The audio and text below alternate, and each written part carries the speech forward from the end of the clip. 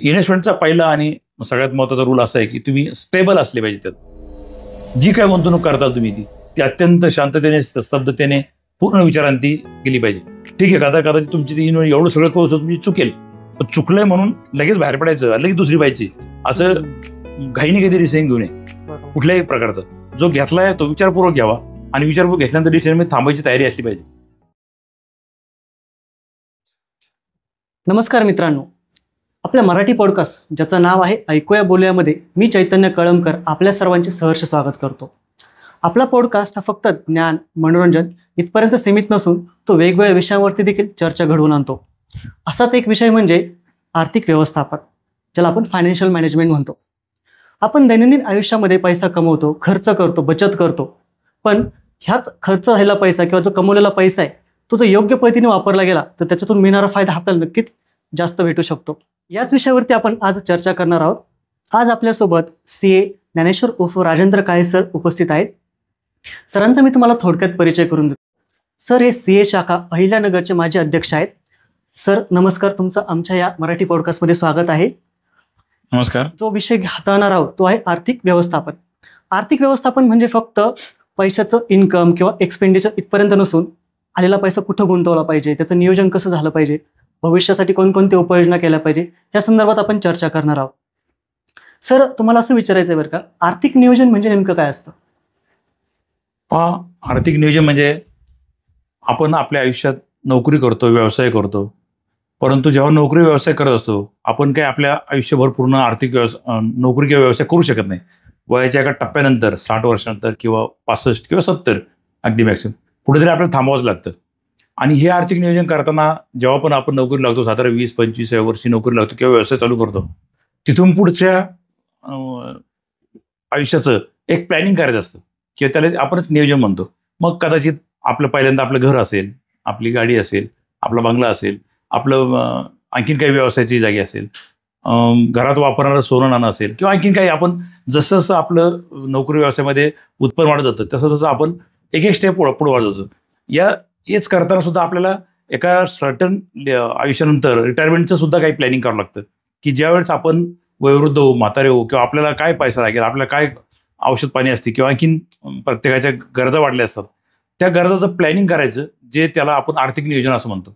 की जेव्हा नोकरी लागू आपण त्या दिवसापासून आपलं खरं तर प्लॅनिंग आपल्या एक अंदाजे 70-80 वयापर्यंत आपण आपलं प्लॅनिंग केलं पाहिजे की जे जीवन आपण आपल्याच जीवनावर म्हणजे स्वतःच्या उत्पन्नावर अवलंबून राहिलं पाहिजे, कुणावर दुसऱ्यावर अवलंबून राहिले पाहिजे. अशा पद्धतीने जे प्लॅनिंग करतो त्यात मुलांची लग्न आली, मुलांची शिक्षण आली, मुलांचं आणखीन काही वेगळं करून व्यवसाय करून द्यायचा असतं त्यांना, अशा सगळ्या गोष्टींना थोडं थोडं प्लॅनिंग करावं लागतं. आणि त्याला जे हे सगळे नियोजन ज्याला म्हणतो आपण, त्याला एक आर्थिक नियोजन करणं, चौकटीमध्ये बसवणं गरजेचं आहे. हे चौकटीमध्ये बसणं अत्यंत गरजेचं, कारण प्रत्येकाचेच ते प्रश्न असतात आणि प्रत्येकाला ते स्वतःच सॉल्व्ह करावं लागतात. म्हणजे ज्यावेळेस आर्थिक नियोजन करताना जे आपण म्हणतो ना, सुरुवातीला आपण कोणती पावलं उचलायला पाहिजे तरी? आता आर्थिक नियोजन करताना पहिलं तर आपण स्वतःचं फॅमिली, कोणी प्रत्येकजण वेगवेगळ्या बॅकग्राऊंडमध्ये असतो, त्याला स्वतःला घर आहे की नाही, पहिलं स्वतःला ज्याला त्याला आधी वाटतं मला माझं घर असं पाहिजे स्वतःच, की ज्याला तिथं राहता आलं पाहिजे कुठेही असू दे, मग तो भले नोकरी करत असतो किंवा काय, त्याला गावाकडे घर असावं लागतं, असं ते प्रत्येकाचं एक ठरलेलं असतं. ज्यास त्याच्या गरजांनुसार प्लॅनिंग बदलत असतं. प्रत्येकाच्या गरजा काय आहेत, एखाद्याची बदली नोकरी अशी असते की सारखी 2-3 वर्षे बदलती असते, त्याला घराची आवश्यकता लागत नाही म्हणजे काय की तो भाड्याने राहू शकतो, कारण त्याला माहिती आहे 2 वर्ष झाली की आपली बदली होणार आहे, आपल्या बाहेर जायचे, तेव्हा आपण आत्ताच कशासाठी करायचं. तेव्हा त्या व्यक्तीचं प्लॅनिंगचं आर्थिक नियोजन वेगळ्या पद्धतीने होतं. पण जो व्यवसाय करतो, ज्या शहरात राहतो, त्याला घर बांधणं आवश्यक असतं किंवा त्याची नोकरी त्या शहरातच राहणार असेल, असं ते प्रत्येकाचं प्लॅनिंग चालू होतं. मग ज्या प्लॅनिंग करत असताना आपण ज्यावेळेस आपल्या एका सर्टन स्टेजला येतो त्यावेळेस आपण वेगळ्या प्लॅनिंगचा विचार करतो. म्हणजे पुढच्या मुलांचे शिक्षण, मुलांचं लग्न, मुलांची नोकरी, मुलांचा व्यवसाय, आणि मग नंतर आपण स्वतःला प्राधान्य देतो की मग आपल्यासाठी काय करायचं. असे प्लॅनिंग नियोजनाचे प्रत्येकाच्या गरजेनुसार टप्पे ठरतात. ओके, म्हणजे व्यक्तीच्या गरजेनुसार आपण प्लॅनिंग चेंज करू शकतो. आपण जसं म्हणतो ना, मासिक बजेट करताना पण आपण बऱ्याच वेळेस आपला खर्च आणि उत्पन्न याचा ताळमेळ राहत नाही. मग त्या संदर्भातल्या गोष्टी कशा हँडल करायला पाहिजे आपण? आता आपल्याकडे काय पद्धत आहे की मासिक झालं की आपण आधी खर्च करून मोकळं होतो. हे मुळात सगळ्यात चुकीचं आहे. त्याचं कारण असं आहे की तुम्ही तुमच्या मासिक म्हणजे मासिक जे इन्कम तुम्हाला मिळतंय त्यातले तुम्ही एक ठरवून घेतलं पाहिजे की आपण एक 10% आधी बचत करणार. काही झालं तरी बचत करायची, कोणत्याही हालतमध्ये कमी जास्त नाही झाली पाहिजे. प्रत्येकाचं रेशोनुसार आहे किंवा प्रत्येकाच्या गरजेनुसार म्हणतो असं की तुम्ही एक 10%, 15%, 20%, कोणी 20% करतात. पण एक साधा रूल असा आहे की 20% बचत, 20% महत्वाच्या किंवा 11th आवरला किंवा इमर्जन्सी खर्चावर करतो आपण, अशी प्रोव्हिजन झाली पाहिजे आपली. आणि 60% आपल्या गरजेच्या, आपल्या आयुष्याच्या रोजच्या दैनंदिन जीवनावर खर्च झाले पाहिजे. असं एक आमचं एक प्लॅनिंगमध्ये असतं की 60% तुमच्या दैनंदिन खर्च सगळे आले, घरात किराणा असेल, सिलेंडर असं वगैरे वगैरे सगळं. 20% तुमच्याकडे जर इमर्जन्सी काय आलं, आजारी पडलं कोणी, काही झाले, तर तो 20% फंड आपल्यासाठी त्यासाठी असला पाहिजे की जेणेकरून तुमच्या बचतीला कधीही कुठे हात लागला नाही गेला पाहिजे. आणि ती बचत जी 20% आणखी आहे, असं 100%चं होईल, 60-20-20 असं एक प्रमाण Ratio असावं म्हणू प्रत्येकाचं. शकतो आपण त्याला. असा रेशो म्हणलो आपण प्रत्येकाच्या आयुष्यात तसं करून मग ते 60% त्यांनी त्याचं काही करून घर खर्च भागवलाच पाहिजे. मुलांची शाळेची फी असेल, शाळेचं दप्तर असेल, काय जे महिन्याचे रिक्षाचं भाडं असेल, दूधवाला असेल, काय असेल ते 60% त्यांनी ते बसवायचं आपल्या महिन्याभराच्या इन्कममध्ये. त्यातले 20% त्यांनी इमर्जन्सी फंड म्हणून ते वेगळेच ठेवले पाहिजेत. त्याला हातच लावतो नाही, कारण काय एखादी कॅलेमिटी कधी येऊ शकते, ऍक्सिडेंटली येऊ शकते, नॅचरली येऊ शकतं आणखी काही. तर त्यावेळेस आपल्याला धावपळ होऊ नये यासाठी आपल्याला ते पाहिजे.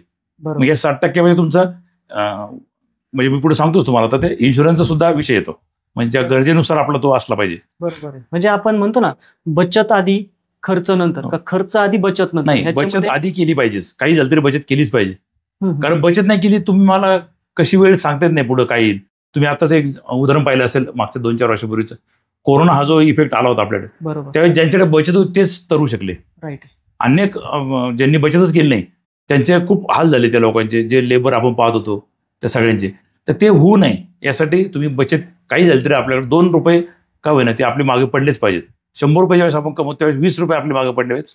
जे काय असेल ते 80 रुपयात तुम्ही बसवायचं. त्यातले 20 रुपये पुन्हा दवाखान्यासाठी किंवा हॉस्पिटलसाठी किंवा आणखी काही इमर्जन्सी म्हणजे ज्याला म्हणतो आपण, त्यासाठी असले पाहिजे. म्हणजे आर्थिक व्यवस्थापन करताना आपण जसं समजा स्टुडंट त्याच्या आयुष्यामध्ये जसं प्लॅनिंग करतो अभ्यासाचं, तसं व्यक्ती ज्यावेळेस पैसा कमवायला लागतो पहिल्या डे पासूनच त्यांनी ह्या गोष्टीचा विचार केला पाहिजे. अगदी त्याने जितक्या लवकर तुम्ही प्लॅनिंग करताना तुमच्या आयुष्यात, जेवढ्या तारुण्यात तुम्ही नोकरी लागेल, जेवढ्या तारुण्यात तुम्ही व्यवसाय सुरू कराल, तेवढ्या लवकर तुम्ही प्लॅनिंग केलं पाहिजे.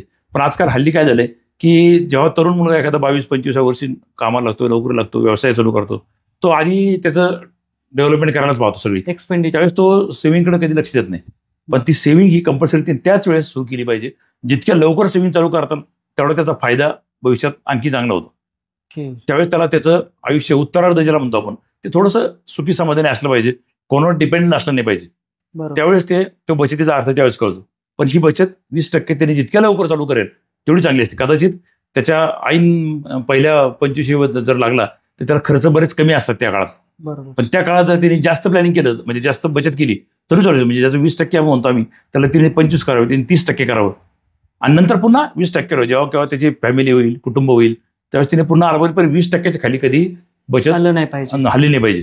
20% मिनिमम झालीच पाहिजे. असं आमचं एक फायनान्शियल मधलं एक गणित आहे. आपण जे म्हणतो ना, आर्थिक व्यवस्थापनामध्ये गुंतवणूक हा एक महत्वाचा विषय आहे. त्या गुंतवणुकीबद्दल तुम्ही काय सांगू शकता? आता गुंतवणूक जर विचार केला तर गुंतवणूक वेगवेगळ्या प्रकारची असू शकते आणि ती सुद्धा असेच. पुन्हा एकदा प्रत्येक गोष्टीचा आपण स्वतः त्याचा अभ्यास केला पाहिजे. कोणाला घरच्यांना सोन्याची आवड असते, कोणाला प्लॉट्समध्ये गुंतवणूक करू शकते, कोणाला SIP मध्ये गुंतवणूक करू शकते, कोणाला बँकेतल्या सिक्युरिटी गुंतवणूक. कारण त्यात गुंतवणूक करताना हे पाहिलं जातं की तुमची सिक्युरिटी काय आहे. ही सिक्युरिटी सगळ्यात इम्पॉर्टंट असते तुमच्या प्रत्येकाच्या गुंतवणुकीला. कारण काय काय होतं, आता आपण पाहतो काही बँकात, पतसंस्थात किंवा आणखीन कुठल्याही क्षेत्रात की 1-2% वाढून देतात, ते पेपरला जाहिरात देतात. पण त्या केसमध्ये आपण पाहतो आपल्याला मिळणारं उत्पन्न 1% जास्त मिळते. त्यावेळेस आपण पाहत नाही की तिथं गुंतवणूक आपली सेक्युर्ड आहे की नाही. त्या सिक्युरिटी आधी त्याचा विचार केला पाहिजे की आपली जी मुद्दल आपण जी गुंतवणूक करतोय ती सेक्युर्ड आहे की नाही. हा जो नियोजन टप्पा आहे. मग त्यात अनेक असेल, सोनं असेल, तुमच्या घरातच असते, मग ते घरात ठेवायचं की लॉकरमध्ये ठेवायचं, हा एक विषय. परत आज आपण पाहतो सोन्याचा भाव लोकांनी पाहिले आता की महिन्यात 10,000-20,000 त्याची खरंच गरज आहे का आपल्याला, त्या गुंतवणुकीची गरज आहे का, तर ती गुंतवणूक करावी. एखाद्या वाटतं आपण प्लॉटमध्ये गुंतवणूक करू, खूप रिअल इस्टेटमध्ये खूप मार्केट वाढतंय, तर ती करायची. पण त्यावेळेस मग तुमची सिक्युरिटी हा पहिला पार्ट आहे. तुम्ही तो प्लॉट कुठे घेताय, कोणत्या स्पॉटला घेताय, कोणत्या एरियात घेताय, त्यालाही महत्व आहे. पण त्या गोष्टी सगळ्या त्याचा अभ्यास करूनच केल्या पाहिजेत. म्युच्युअल फंड किंवा SIP आता जे चालू झालंय त्याला ज्याला कोणालाही शेअर मार्केटमध्ये किंवा मोठी गुंतवणूक करता येत नाही त्यासाठी खरं तर ती सगळ्यात चांगली गुंतवणूक आहे. ती नक्कीच बँक रेटपेक्षा जास्त परतावा आपल्याला देते. इंटरेस्ट किंवा आपल्या त्याची व्हॅल्यू वाढते, परतावा पण चांगला मिळतो. मग त्याच्याकडे अगदी 500 रुपयापासून गुंतवणूक करता येतात. असं काही तुमच्याकडे 50,000च पाहिजे, आता लगेच गुंतवणूक सुरू आहे, तुम्ही महिन्याला ठरवून घ्या आपल्याला 500 रुपये, 5,000 रुपये, 2,000 रुपये ते चालू करायचे. आणि त्यानुसार तुमची सिस्टमॅटिक, त्याचं नावच ते SIP म्हणजे सिस्टमॅटिक इन्व्हेस्टमेंट प्लॅनिंग. बरोबर. तर त्या सिस्टमॅटिकमध्ये तुम्ही एक ठरवून घेता की दर महिन्याला आपल्याला 2,000 आपल्याकडे सेव, 2,000 रुपये आपण याच्यात ठेवू, 2,000 रुपयाचं आपण काही गोल्ड खरेदी करू, आणखीन 5,000चं आणखीन काही FD करू. सगळ्या तुमची गुंतवणूक ही व्हरायटी असली पाहिजे, त्यात डायव्हर्सिफाय पाहिजे.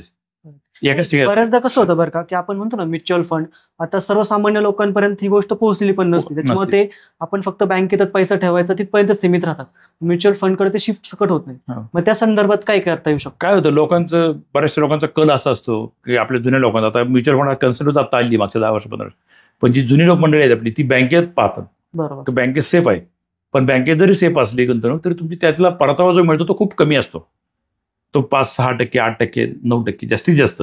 तर त्याच्या अगेन्स्ट शेअर मार्केटमध्ये तुम्हाला खेळायचं, पण तुम्हाला शेअर मार्केट नॉलेज नाहीये. तुम्ही शेअर मार्केटमध्ये करू शकता, पण तुम्हाला हाऊस आहे, खूप पैसा खूप आहे तुमच्याकडे, पण शेअर मार्केटचं नॉलेज पाहिजे त्यासाठी. नाही तर कोणतरी सांगितलं म्हणून टिप दिली म्हणून करायचं, त्यात काय मजा नाही. त्याला स्वतःचा अभ्यास करावा लागतो. तुम्ही त्याचं काय जर तुमच्याकडे वेळ नाही अभ्यासाला किंवा तुमच्याकडं तेवढा पैसा आहे पण तुम्हाला ज्ञान नाही त्याचं, त्या केसमध्ये तुम्ही म्युच्युअल फंडमधून सिस्टमॅटिक करू शकता. कारण ती म्युच्युअल फंड जी कंपनी म्युच्युअल फंड मॅनेज करते ती कंपनी पुन्हा त्याचा फायदा शेअर मार्केटमध्ये पैसे गुंतवत असते, त्यातला काही पार्ट तुम्हाला दिला जातो, पण तो बऱ्यापैकी सिक्युअर राहतो. किंवा त्यातही तुम्हाला अनेक गोष्टी आहेत. त्यातले फिक्स म्युच्युअल फंड आहेत, डेट इक्विटी आहे, अनेक प्रकार येतात, पण की तुम्हाला खूप हाय राईज घेऊन करायची, रिस्क घेऊन करायची, त्यातही फंडचा पार्ट आहे. पण त्या केसमध्ये काय होतं की तुम्ही एक certain amount monthly compulsory invest करत जाता. बरोबर. आणि आपण थोडंसं शांत राहतो. आपण आपला जो मुख्य व्यवसाय आहे, स्वतःचा नोकरी आहे किंवा त्याच्यावर कॉन्सन्ट्रेट करू शकतो आणि या साईडने तुम्ही शेअर मार्केटचा लाभ घेऊ शकता.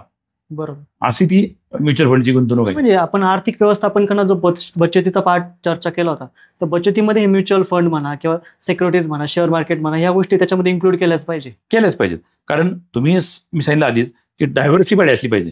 तुम्ही शेअर मार्केटशी संबंधित असला पाहिजे, तुम्ही रिअल एस्टेट संबंध असला पाहिजे, तुम्ही गोल्ड मार्केटमध्ये असला पाहिजे, तुम्ही आणखीन बँकेच्या सुद्धा FDच्या किंवा बँकेशी सुद्धा संबंधित असला पाहिजे. कारण बँकेतली इमिजिएट तुमची कॅश असते, ती तुम्हाला इमिजिएट काही गरज आली, म्युच्युअल फंड सुद्धा कधी आली, कदाचित तुमचे शेअर मार्केटमध्ये काही रेट खाली आलेले असतात, त्यावेळेस तुम्ही लगेच असं वाटतं अरे आपण एवढी गुंतवणूक केली, लगेच कसं काय विकायचं.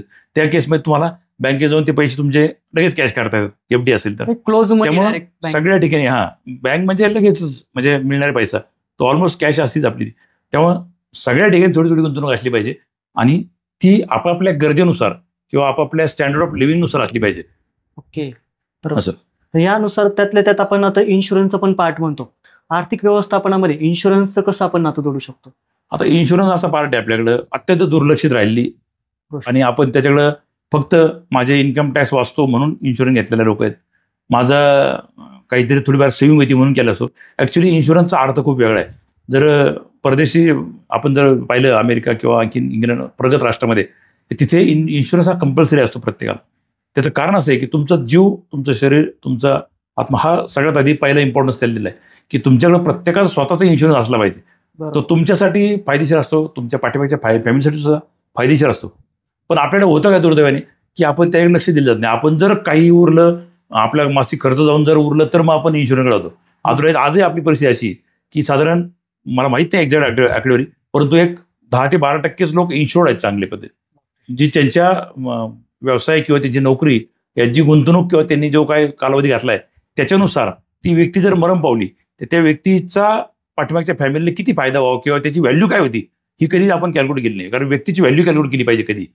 तो जो व्यक्ती काम करतो तो कोणत्या प्रकारचं काम करत होता आणि तो जर आता अचानक गेला सोडून तर त्या फॅमिलीसाठी काय होतंय, त्यासाठी हा इन्शुरन्स असतो. तर इन्शुरन्स हा पहिला पार्ट असा आहे की तुम्ही जितक्या लवकर इन्शुरन्स उतरवाल तुमच्या स्वतःच्या आयुष्याचा तेवढा फायदा जास्त मिळतो.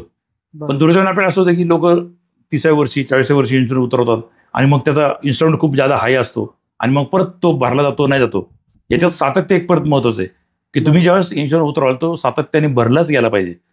तो कधीतरी 2 वर्ष भरायचा, 4 वर्ष भरायचाच नाही, पुन्हा एकदा परत तिकडे यायचं असं करून चालायचं. कारण आपली व्हॅल्यू आहे ही स्वतःची व्हॅल्यू आहे. ती व्हॅल्यू आपल्याला आपली कळली पाहिजे की आपण एक 50,000 रुपये 1 लाख रुपये महिना जे काय कमवतो आपण त्याच्या पट्टीत ती इन्शुरन्स असला पाहिजे. कमीत कमी असं म्हटलं जातं की बाबा जो काय माणूस काम करतो वर्षभराचं त्याचं इन्कम असेल त्याच्या एक 50 पट तरी इन्शुरन्स आपल्याकडे असला पाहिजे. तर तो तेवढा त्यांनी करावा बरे. त्याचं ज्याच्या नुसार येतो. नेट इन्कम किती राहते, ग्रॉस इन्कम किती राहते, सगळं कॅल्क्युलेट करून आपण तो इन्शुरन्स जितक्या लवकर होतो तेवढा हप्ता कमी राहतो. जेवढा उशिरा आपण करू तेवढा हप्ता वाढतो. आपण परत त्यातून मग भरायला नाही म्हणतो. असं बऱ्याच गोष्टी होतात. बरोबर. म्हणजे हे नियोजनामध्ये असल्याच पाहिजे या गोष्टी. नियोजन इन्शुरन्सचं कंपल्सरी असलंच पाहिजे. आता आपण पाहतो ना की बऱ्याचदा काय होतं, काही तरुण मुलं ज्यावेळेस नोकरीला लागतात, नोकरीला लागल्यावरती पैसा यायला लागतो, पण तो पैसा गुंतवायचा कुठं, खर्च करायचा कसा, हे तारतम्यच राहत नाही.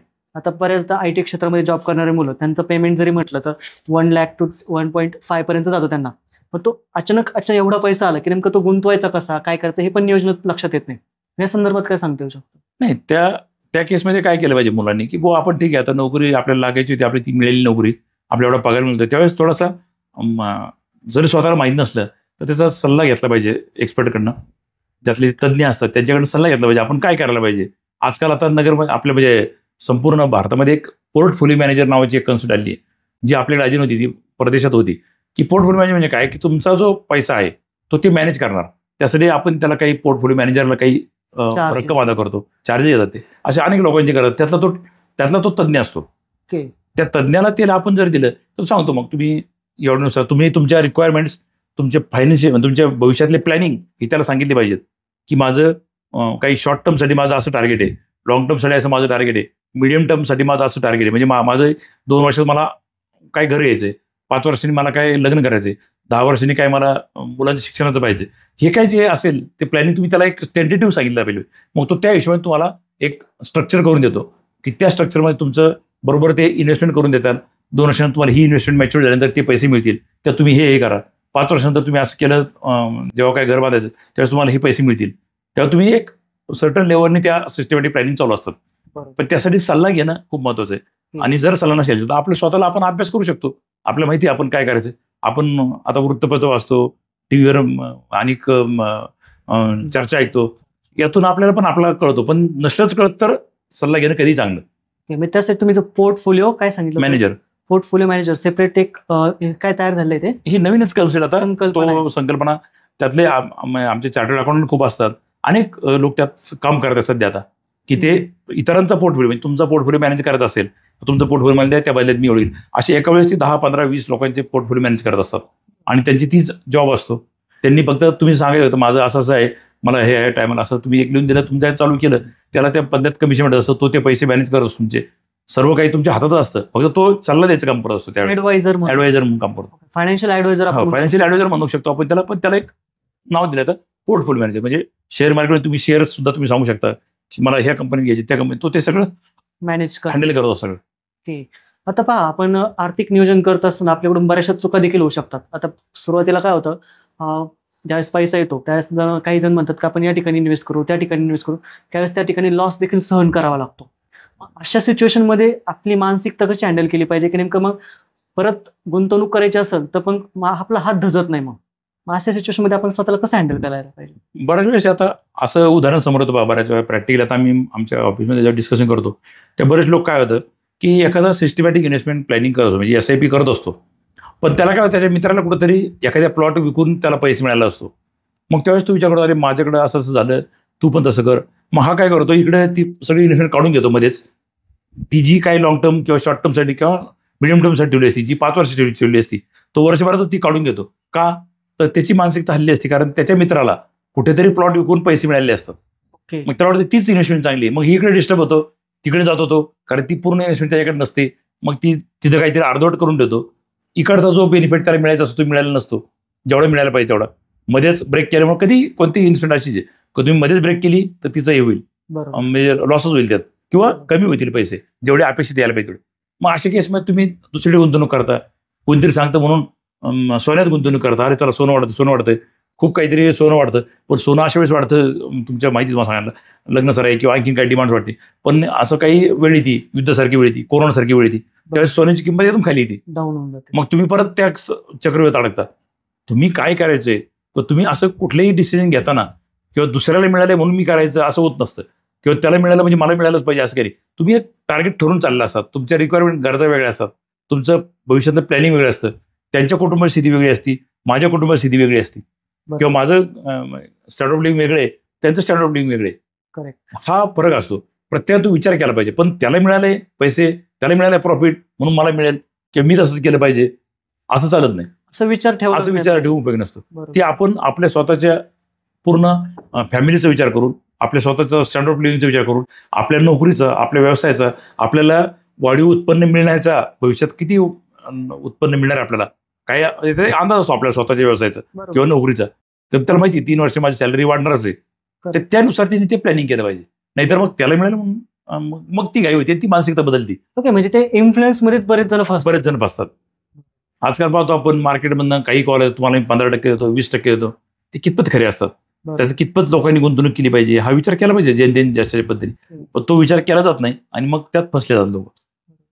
आता आर्थिक नियोजनामध्ये आपण व्यावसायिक आणि नोकरदार वर्ग ह्याच्यामध्ये कोणता व्यक्ती जास्त बेनिफिशियल राहू शकतो? नाही, असं हे नाहीये, तसं आपण डिफरन्शिएट असं करू शकत नाही. कारण नोकरीचं त्याच्या लिमिट्स, त्याचे रेस्ट्रिक्शन ठरलेले असतात. व्यवसायाचे रेस्ट्रिक्शन ठरले, कारण व्यवसायात त्याला गुंतवणूक वाढवावी लागते. कधी कधी व्यवसायात नवीन ऑपॉर्च्युनिटी येत असतात, त्याला कधी सगळं बाजूला ठेवून ते व्यवसायाकडे लक्ष द्यावं लागतं, कारण ती ऑपॉर्च्युनिटी ती कॅच करायची असते. तसं नोकरीचं एक स्टेबल लाईफ चालू असतं, त्याला ते करता येतं, त्याला त्याच्यानुसार जातं. मग असं नोकरीला त्याच्यात असं कम्पेअर होऊ शकत नाही, कारण प्रत्येकाची स्थिती, प्रत्येकाच्या संधी, प्रत्येकाची काम करण्याची पद्धत यात खूप फरक असतो, वेगवेगळ्या असू शकतात, असं होऊ शकत नाही. म्हणजे आणि आर्थिक व्यवस्थापनामध्ये आपण म्हणतो ना, आपले अल्पकालीन, मध्यकालीन किंवा दीर्घकालीन पण गोल्स ठरलेले असतात, ते कसे ठरवले पाहिजे, नेमकं त्याच्यामध्ये कोणत्या गोष्टींचा समावेश केला पाहिजे? मी सांगितलं तसं अल्पकालीन म्हणजे काय, की त्याला काही 2 वर्षांतर आपल्याला काही एक मोठी वस्तू परचेस करायची असेल किंवा घरात काही मोठं कार्य असेल 2 वर्षांतर, त्याला ते जनरली आपल्याला आपल्या घरातलं कळून येतं आपल्याला, की काही एखादा आपण मोठा कार्यक्रम करायचा असतो आपल्या घरामध्ये, काही असेल, किंवा मग हे झालं अल्पकालीनचं. मध्यमकालीनचं परत पुन्हा आपल्याला मुलांचे शिक्षण असतात, आपल्याला माहिती असतं आपला मुलगा आता 1लीला आहे, त्याला 10वीला जायचे, म्हणजे 5वीला जायचे, 5वीला 10वीला जायचे, 10वीला जेव्हा जाईल त्याला अमुक कॉलेजमध्ये घालायचे, त्यावेळेस त्याला काही शिक्षणाचा खर्च वाढणार आहे. आजच्या शिक्षणाचा खर्च आणि 10 वर्षांचा शिक्षण खर्च याचा विचार केला पाहिजे आपण. कदाचित 20 वर्षांतर त्याला जेव्हा आपण म्हणतो दीर्घकालीन, त्या दीर्घकालीमध्ये आपल्याला माहिती मुलाचं लग्न असेल, मुलाचं नोकरी किंवा त्याला व्यवसायात स्थिर स्थावर करून द्यायचं असेल, तर त्या केसमध्ये त्याने तो विचार करूनच केला पाहिजे. त्या मुलाच्या पद्धतीने घरातले अनेक विचार असतात आपल्याला. आपण एक साधं धरतो की आपल्याला आता आज 2 व्हीलर आहे, आपल्याला 4 व्हीलर घ्यायची, पण मला एक 5 वर्षांतर माझी 4 व्हीलर घ्यायची, त्यासाठी माझी तयारी आतापासून सुरू झाली पाहिजे की मला 4 व्हीलर घ्यायची. मग त्यावेळेस तुम्हाला अन्य कर्ज काढण्याची गरज पडत नाही. बरोबर. आणि अनेक वेळेस असं होतं की बऱ्याच वेळा आपण कर्ज घेऊन एखादी वस्तू घेतो आणि मग तिचे हप्ते फेडत आपण पुढे जात असतो. कर्ज घेणं आवश्यक असतं, पण ते किती आवश्यक आहे ते त्याने त्याच्या नोकरीच्या, त्याच्या व्यवसायावरच्या, त्याच्या उत्पन्नावर ते अवलंबून असतं. पण ते लिमिटेशन ठरवून घेतले पाहिजे आपण स्वतःचे. आपल्याला उलट होतं, नेमकं आपण लिमिटेशन कुठले ठरवत नाही आणि आपण डायरेक्ट प्रत्येक भौतिक गोष्टीचं आपल्याला हे होतं. शेजारच्याने कार घेतली ना, मग मी घेतलीच पाहिजे. शेजारच्याने अमुक घेतलं ते मी केलंच पाहिजे. त्याने तिकडे काहीतरी एखादं मोठं काही केलं ना, मग मी केलंच पाहिजे. अशा ह्याच्यात आपण अडकतो आणि ती खरं तर आपल्या रासाला कारणीभूत ठरते. ती इन्व्हेस्टमेंट आपण लगेच म्हणजे आपली डिस्टर्ब होऊन जाते. म्हणजे आपलं जे कुटुंब आहे म्हणा किंवा आपलं जे फायनान्शियल प्लॅनिंग आहे ते पूर्णतः विस्कळीत करण्याला कारणीभूत घटक म्हणजे इन्फ्लुएन्स इन्व्हेस्टमेंटचा पहिला आणि सगळ्यात महत्त्वाचा रूल असा आहे की तुम्ही स्टेबल असले पाहिजे. त्यात जी काय गुंतवणूक करता तुम्ही ती अत्यंत शांततेने, स्तब्धतेने, पूर्ण विचारांती केली पाहिजे. ठीक आहे, कदाचित तुमची ती एवढं सगळं करू तुमची चुकेल, पण चुकलंय म्हणून लगेच बाहेर पडायचं, लगेच दुसरी पाहिजे असं घाईने काहीतरी डिसिजन घेऊ नये कुठल्याही प्रकारचा. जो घेतलाय तो विचारपूर्वक घ्यावा आणि विचारपूर्वक घेतल्यानंतर डिसिजन मध्ये थांबायची तयारी असली पाहिजे. सस्पेन्स पण तेवढं ठेवता आलं पाहिजे. नाही तर तुम्ही म्हणजे मी सांगितलं असं की काहीतरी सर्टन कॅलिब्रिटी लगेच तुम्ही धडधड ती इन्व्हेस्टमेंट करा, ही करा, ती करा, असं होत नाही. असं करायचं नसतं. बरोबर. ह्याच्यामध्येच आपण गुरफटत जातो आणि सर्वसामान्य जे व्यक्ती का बरं त्यांच्याकडे जो पैसा येतो किंवा जो काही त्यांच्याकडून खर्च होतो कळत किंवा न कळत तो निघून जातो खूप काही. आता आपल्याकडून बरेचसे छोटे खर्च निघून जातात, मग तो आपल्या उत्पन्नापेक्षा खर्चाचा बॅलन्स खूप मोठा वाढतो, मग तिथं गणित सगळं चुकतं आपलं. बरोबर. राईट. मग ह्याच्यावरतीच खरं विचार केला पाहिजे, कारण तो खर्च का वाढतो त्याच्या पाठीची काही कारण असतील का. आपलं उत्पन्न आपल्याला माहिती आहे, आपलं उत्पन्न एवढे, मग आपला खर्च का वाढतो, आपण ते खर्च त्याच्यात केला पाहिजे. की असं आपण जर एकदा लिहायला सुरुवात केली तर आपल्याला कळतं अरे हा खर्च आपला अनावश्यक होता, आपण उगीच केला, किंवा मागच्या महिन्यात तो खर्च करायला पाहिजे होता, ते उशिरा केल्यामुळे आपल्याला काहीतरी व्याज लागलं त्याच्यावर म्हणून जास्त आलं. उदाहरणार्थ लाईट बिल सारखी वस्तू, उदाहरणार्थ घरपट्टी जी बेसिक आहे आपल्या, जी आपल्याला माहिती आहे एप्रिल महिन्यात आपल्याला ती भरायची आहे, पण ती आपण एप्रिल महिन्यात नाही भरली, मग उशिरा भरल्यामुळे तिला व्याज लागलं. कदाचित त्या महिन्यात भरलं असं तर कमी झालं असतं आपलं. छोट्या गोष्टी ह्या खूप छोटे सूक्ष्म नियोजन म्हणतो आपण त्याला. मायक्रो प्लॅनिंग केलं पाहिजे प्रत्येकाने आपल्या आयुष्यात, आणि ते फार वेळ लागत नाही किंवा फार त्याला बुद्धी लागत नाही. कारण का तर आपण दिवसभर आपल्याला माहिती आपल्याला काय आवश्यकता आणि काय लागते. राईट. तर त्यात खूप काही करायची गरज नाही. ज्याला त्याला जास्त त्याचं स्टँडर्ड ऑफ लिव्हिंग, त्याला त्याचं जगायचं जीवन कसं, त्याला सामान्य जीवन चांगलं जगू शकतो मनुष्य, चांगलं प्लॅनिंग केलं तर. बरोबर. म्हणजे आता हे जे नवशिके तरुण आहेत, तर त्यांच्यासाठी तुम्ही काय संदेश देऊ शकाल बरं, की प्लॅनिंग करताना जे तुम्ही आता सांगितलं ते तर आहेच, पण त्याच्या व्यतिरिक्त आणखी काही गोष्टी करण्याची गरज आहे का? नवशिके तरुणी असं आहे बघा, माझा एक सल्ला असेल तरुणांसाठी, की त्यांनी ज्यावेळेस त्याच्या नोकरी किंवा व्यवसायात लागलं त्याच वेळेस त्यांनी पहिल्या दिवसापासून प्लॅनिंग केली पाहिजे, ती करावी. अर्थात लोकांचा कल बदलत चाललाय, पण तो बदलला जरी असला तरी काही ना काही आपल्यासाठी भविष्यासाठी आपण सिक्युरिटी म्हणून आपण आपल्या उत्पन्नातला काही हिस्सा, मी सगळं म्हणत नाही, 10%, 20%, प्रत्येक वेगळं, पण ते 10%, 20% हे कॉन्स्टंट तुम्ही ते केलेच पाहिजेत. ते तुमच्या भविष्यासाठी कधीही कोणती नोकरी जाऊ शकते, कधीही कोणता व्यवसाय बंद पडू शकतो, कधीही कोणत्या व्यवसायात मंदी येऊ शकते. असं कोणी सांगितलं नाही की सगळं चांगलं झालंय. म्हणजे आताचं 4 वर्षापूर्वीचं कोरोना हा एक अत्यंत उत्तम उदाहरण प्रत्येकासमोर आहे.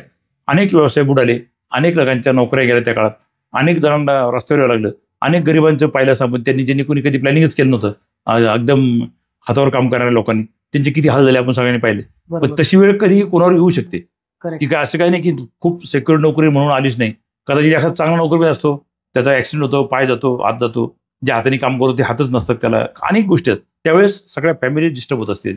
त्यामुळे त्यांनी काही होईल याच्यापेक्षा काही झालं तर काय करायचं यासाठी प्लॅनिंग आपण केलं चांगले, पण झाल्यानंतर पाहू याला काय अर्थ नसतो. जी गोष्ट होणार नाही, लोक म्हणतात याला निगेटिव्ह थिंकिंग, याला निगेटिव्ह थिंकिंग नाही म्हणतात, याला पॉझिटिव्ह थिंकिंग म्हणतात. की आपण एका सर्टन एज नंतर आपण थकणार आहोत, आपण एका सर्टन एज नंतर आपण घरी बसणार आहोत, किंवा आणखीन काही, किंवा असं काही होऊ शकतं याचा विचार केला पाहिजे. कदाचित उद्या आपला ऍक्सिडेंट होऊ शकतो, कोणी सांगितलं आपल्याला असं काही होणारच नाही. तर तो हा पॉझिटिव्ह थिंकिंग आहे. ऍक्च्युली लोकांना निगेटिव्ह वाटतो, पण माझा ऍक्सिडेंट झाला तर माझ्या घरच्यांचं काय होईल याचा विचार आपण केला पाहिजे. करेक्ट. हा प्लॅनिंगचा एक गाभ असतो, पण लोकांना ते चुकीचं वाटतं आणि तोच मुळात मानसिकता खराब होण्याचा प्रश्न. तेव्हा तरुणांनी खरं तर जितक्या लवकर नोकरी लागाल तेवढ्या लवकर व्यवसायात पडाल, तेवढ्या लवकर एक सर्टेन अमाऊंट काय तुम्हाला वाटेल ती, तुम्ही जसं 20% म्हणले ते अमाऊंट मिनिमम 20 पर्यंत तरी ठेवलंच पाहिजे. आपले 20% आपला पगार नाहीच, आपली व्यवसाय म्हणजे नाहीच आहे असं धरूनच चालायचं. 80%च आपल्याला जे करायचं त्यातले 20% पुन्हा इमर्जन्सीसाठी ठेवले पाहिजे. ती पण आजार काय कुठलं सांगून येत नाही. बरोबर. अनेक गोष्टी आपण पाहतो आता हल्ली, वेगवेगळे आजार निर्माण होत आहेत. राईट. त्यामुळे आपण तो त्या तयारीत शाश्वती पण सांगू शकत नाही भविष्याच्या, आपण काय सांगू शकत नाही. त्याच्यावर उपाययोजना खूप महत्वाच्या आहेत. तेव्हा आपण आपल्या रेडी असलं पाहिजे आपण कुठल्याही संकटाला तोंड द्यायला. पण एखादं संकट असेल तर मग सगळं तुमची सगळी फॅमिली त्यात डिस्टर्ब होऊन जाते. त्यामुळे ते संकट येऊ नये यासाठी प्रयत्न केलेच पाहिजेत, पण आलं तर काय करायचं यासाठी सुद्धा विचार केला पाहिजे. बरोबर. ह्या खरंच महत्वाच्या गोष्टी, म्हणजे ह्या गोष्टीच आपल्या सर्वसामान्य व्यक्तींकडून काय होतात, निसटल्या जातात, आणि ह्या गोष्टी निसटल्या की त्यांचं आयुष्याचं पूर्ण गणितच चुकतं. बरोबर आहे सर. म्हणजे तुमच्यासोबत चर्चा करून आम्हाला ह्या गोष्टी नक्कीच समजल्या की आर्थिक नियोजन म्हणजे नेमकं काय असतं, ते नियोजन करताना कोणत्या गोष्टी आपण लक्षात घेतल्या पाहिजे, किती बारकाईने त्या गोष्टीवरती विचार केला पाहिजे. ह्याच गोष्टीवरती आम्ही सर्वजण नक्कीच विचार करू. सर, तुम्ही आमच्या ह्या कार्यक्रमात आलात त्याबद्दल खरंच तुमचं मनापासून आभार. तुम्ही आम्हाला जे मोलाचं मार्गदर्शन दिलं त्याच्याबद्दल खरंच एक म्हणतो ना, एक पॉझिटिव्ह ॲटिट्यूड आम्हाला सर्वांना समजण्यास मदत झाली आहे. आमच्या प्रेक्षकांना देखील ह्याचा नक्कीच फायदा होईल. तुम्ही सर्वजण आमच्यासोबत नक्की जोडले राहा तुमच्या आमच्या मराठी पॉडकास्ट सोबत, ज्याचं नाव आहे ऐकूया बोलूया. धन्यवाद.